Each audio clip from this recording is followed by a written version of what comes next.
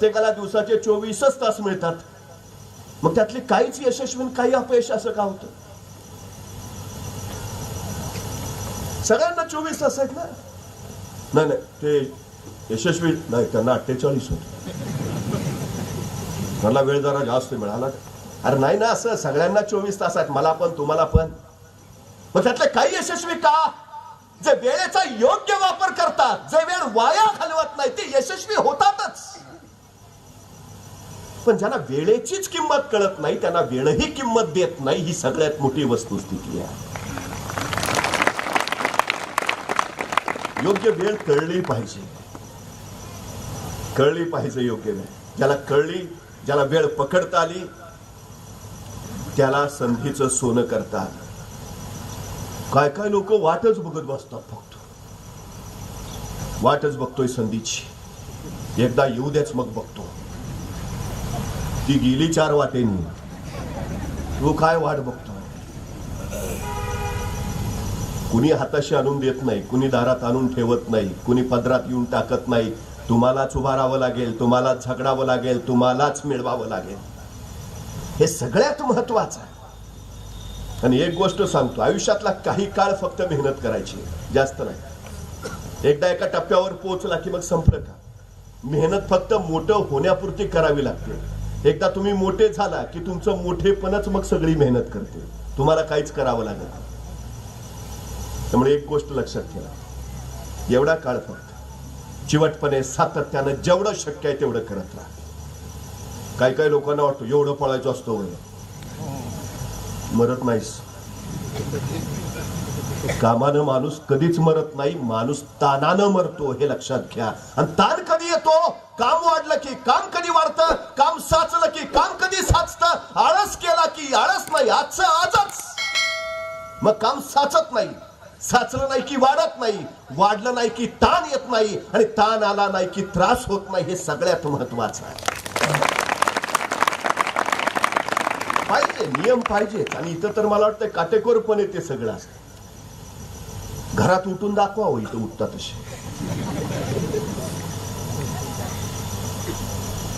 हे पाहिजे, शिस्त गरजेचीच आहे. एकदा पेशव्यांच्या वकिलानं इंग्रजांच्या वकिलाला विचारलं, म्हणजे तुम्ही मुठभर इंग्रज आमच्या देशात आला आणि 150 वर्ष आमच्या देशावर राज्य केलं, कसं काय? तो इंग्रजांचा वकील म्हटला,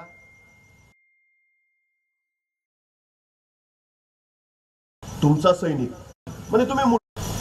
हे पाहिजे, शिस्त गरजेचीच आहे. एकदा पेशव्यांच्या वकिलानं इंग्रजांच्या वकिलाला विचारलं, म्हणजे तुम्ही मुठभर इंग्रज आमच्या देशात आला आणि 150 वर्ष आमच्या देशावर राज्य केलं, कसं काय? तो इंग्रजांचा वकील म्हटला, तुमचा सैनिक आणि माझा सैनिक, ह्या दोघांना एक काम देऊ.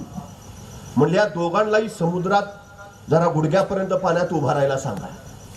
मग पेशव्यांचा सैनिक सुद्धा समुद्रात जाऊन उभा राहिला आणि इंग्रजांचा सैनिक सुद्धा समुद्रात जाऊन उभा राहिला गुडघ्याभर पाण्यात. वेळ नेमकी भरतीची होती आणि दोन्ही वकील आपापसात चर्चा करत बसले. त्या दोघांकडे सैनिकांकडे लक्षच नाही. पण भरतीचं पाणी वाढायला लागलं, गुडघ्याचं पाणी कमरेला लागलं.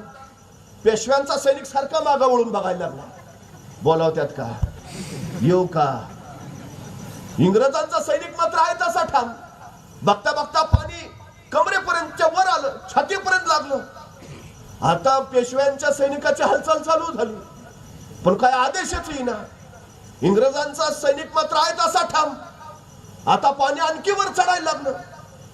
ह्या सैनिकाने पेशव्यांच्या वळून वळून बघायला सुरुवात केली. हे दोघं आपल्या चर्चेत मशगूल आणि त्यांचं लक्ष नाही बघितलं, पेशव्यांचा सैनिक गायब. चर्चा संपली. इंग्रज सैनिकांच्या गळ्याला पाणी लागलं होतं, पण सैनिक तिथंच समुद्रात होता. ते बघितलं, पेशव्यांचा सैनिक दिसतच नव्हता. तेव्हा इंग्रजांचा वकील पेशव्यांच्या वकिलाला म्हणाला, आम्ही तुमच्या देशावर 150 वर्ष का राज्य करू शकलो, याचं उत्तर हे आहे, आमच्याकडे शिस्त आहे, ती तुमच्याकडे नाही. देश पारतंत्र्यात जायचं असेल तर फक्त एवढं कारण पुरेसं आहे. आणि मुठभर इंग्रज तुमच्यावर राज्य करतात, कारण ते जोपर्यंत शिस्त पाळतात, आदेश पाळतात, त्याला पलीकडे काही कळत नाही, अजिबात सुचत नाही. त्यामुळे आयुष्यात ती गोष्ट लक्षात ठेव. तुम्ही उद्या भरती होणार आहे या क्षेत्रात, पोलीस व्हाल, आर्मीत जाल, सगळं. पण या क्षेत्रात जी शिस्त आयुष्याला लागते ना, मला नाही वाटत कुठल्याही सार्वजनिक क्षेत्रामध्ये कुठल्या व्यक्तीला ती लागते. कारण मी तर सतत सातत्यानं सांगत असतो गिरी साहेब, वर्ग 16 वर्षाचं का 14 वर्षाचं झालं ना, त्याला 2 वर्ष कंपल्सरी मिलिटरीत घातलंच पाहिजे. 16व्या वर्षी त्याला आणून सोडायचं. आता काय तुला पाहिजे ते हो. तुम्ही तर त्या सगळ्या चाकोरीत तयार होत निघालाय. व्यक्तिमत्व घडवताय तुमचं, आणि ते घडतंय हे सगळ्यात महत्वाचं आहे. सांगावं लागत नाही हो त्यांना. आमच्याकडे सांगावं लागतं, जनगणमन सुरू झालंय, उभा राहणे, तरी तुझं इकडून तिकडून चालू. अरे तुला काय वाटतं का? ही काय शिकवायची गोष्ट आहे? देशाबद्दलचा अभिमान, राष्ट्रगीताबद्दलचा अभिमान, हे संस्कार व्हायलाच हवेत. त्यामुळे तुम्ही तर घडता आहातच, पण समाज घडवायची जबाबदारी सुद्धा तुमच्यावर आहे. जपानमध्ये एकदा एक चोर चोरी करून पळत होता आणि जपानी पोलीस त्याच्या पाठीमागे पळत होता. चोर पुढं, पोलीस मागं, चोर पुढं, पोलीस मागं. अचानक जपानचं राष्ट्रगीत चालू झालं आणि तो चोर जागच्या जागी उभा राहिला. चोर उभा राहिला तसा पोलीसही राष्ट्रगीत ऐकून जागच्या जागी. आता पोलीस असं म्हटले का हो, राष्ट्रगीत सुरू आहे, तो नेमका ऐकता थांबलाय, आता पडदिशी पकडून घेतो का? चोर असं म्हणला, ही तर पोलीस आहे, ह्याला राष्ट्रगीताला उभा राहावंच लागेल, आपण तर काय चोर आहे, आपल्याला काय टेन्शन आहे, जाऊ पळून तोपर्यंत.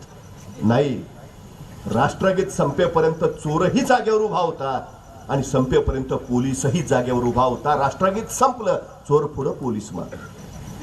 याला राष्ट्रनिष्ठा म्हणतात. जपान का पुढे गेला त्याचं उत्तर हे आहे. आम्हाला सांगावं लागतं, आमची सगळ्यात मोठी अडचण. त्यामुळे क्षमता निर्माण कराव्या लागतात आणि निर्माण करता येऊ शकतात. सायंटिस्ट असं सांगतात, मग ते जीवशास्त्राचे असो अथवा मानसशास्त्राचे, की नुकताच जन्माला आलेलं बाळ तुम्ही आम्हाला आणून द्या आणि त्याला काय बनवायचं आहे ते सांगा, आम्ही त्याला बनवून दाखवतो. बनवता येईल, बनवताच येईल. मग काय काय लोक का म्हणतात, मी पोलीस बनू शकत नाही का? वाटेल ते बनता येतं तुम्हाला, वाटेल ते. या मातीत तसं घडलंय. छत्रपती शिवाजी महाराजांच्या रूपानं ते घडलं इथं. 50 वर्षाचं आयुष्य आहे, पण या 50 वर्षाच्या आयुष्यातला एकही प्रसंग, एकही घटना नियोजन नाही असं महाराजांच्या आयुष्यात कधी घडलं नाही. प्रत्येक प्रसंगाचं, प्रत्येक घटनेचं नियोजन आहे. ते जाऊ द्या, पण जन्माला येतानाच ज्याच्या आयुष्याचं नियोजन ठरलं, असा जर महापुरुष सृष्टीत कुणी जन्माला आला असेल तर छत्रपती शिवाजी महाराजांशिवाय दुसरं नाव. जन्माला येण्या अगोदरच ठरलंय का जन्माला यायचं, जन्माला येण्या अगोदरच ठरलंय जन्माला येऊन काय करायचं आहे, बस तेच घडवलंय, तेच. त्यामुळे आम्हालाही ठरवावं लागेल काय बनायचं आहे, काय घडायचं आहे. बनता येतं, काही अडचण नाही. जीवशास्त्र असं सांगतात की फुलपाखरू आकाशात उडूच शकत नाही, कारण फुलपाखराची शारीरिक रचना उडण्यास सक्षम नाहीच आहे. फुलपाखरू उडूच शकत नाही, पण तरी फुलपाखरू उडतं का? कारण त्याला जीवशास्त्राचा नियमच माहित नाही. तुम्हाला माहिती असू द्या नाहीतर नसू द्या, तुम्ही करू शकता हे लक्षात घ्या. स्वतःवर विश्वास हवा, सगळ्यात महत्वाची गोष्ट. परवा एकाला विचारलं मी, काय रे 100 मीटर पळशील का? त्यांनी पहिलं विचारलं, म्हणला 100 मीटर म्हणजे किती? आता ते नाहीच मैदानावर कधी तर काय करणार विचार. मग त्याला दाखवलं, बाबा इथून तिथपर्यंत ते 100 मीटर आहे, मला सांग किती वेळात पळशील? त्यांनी 2 मिनिटं अंतरच बघितलं. मला 5 मिनिटं लागतील.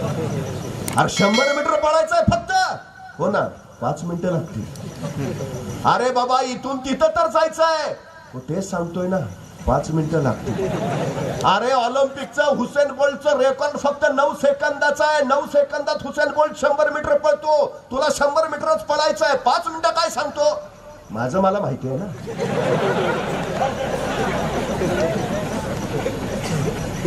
अरे बाबा 10 सेकंद, 20 सेकंद, मिनिट म्हण का 5 मिनिट? माझं मला माहिती आहे, तुला काय माहिती आहे? बर सांग, किती 5 मिनिटं लागतील हो? त्याचा शेजारचा मित्र पळ कुत्रा पिसाळलाय असा भयान पळत सुटला. 7 सेकंदात 100 मीटर. त्याला म्हटलेला का मगाशी तर तू 5 मिनिटं म्हटला, आता 100 मीटर फक्त 7 सेकंदात. तू हुसेन बोल्टचं पण रेकॉर्ड मोडलंस. म्हणला मग कुत्र मागं लागलं. मला सांगा, म्हणजे तुमच्यात क्षमता आहे की नाही? 7 सेकंद